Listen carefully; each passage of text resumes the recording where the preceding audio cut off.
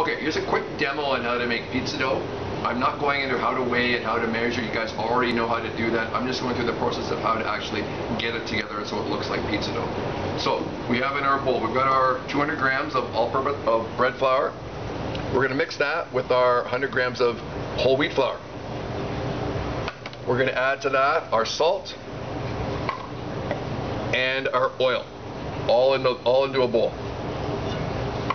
Next up, we've got our water and our yeast. We want to soften our yeast in the water. All that means is we're going to slowly pour the yeast into the water. It's got to soften for a minute. And we've got to let that soften for a minute. So while we're waiting for that, what you can do is you can take just take 2 fingers, don't take a lot. Take 2 fingers and just mix this stuff together. That's all you need to do at this point. It does need to be mixed together, so just take 2 fingers. Next up, this should have softened up enough. What I want to do is I want to pour the water in, about 80% of the water in initially.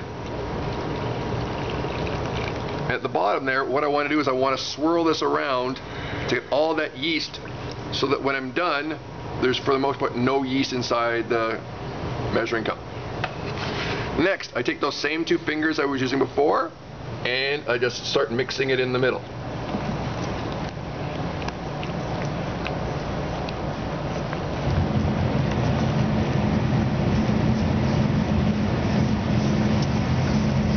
And I continue to mix until it kind of looks like a rough dough. And it's not there yet, but that, at this point, that's about as far as I can get on here. Next, clean my fingers and dump everything onto the table.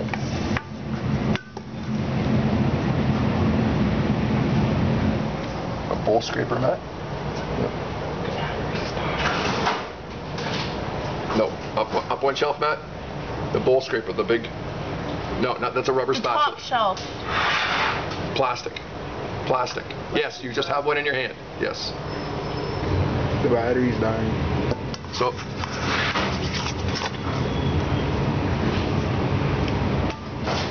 So now I want to take this onto the table and I want to start incorporating all that flour that's in there.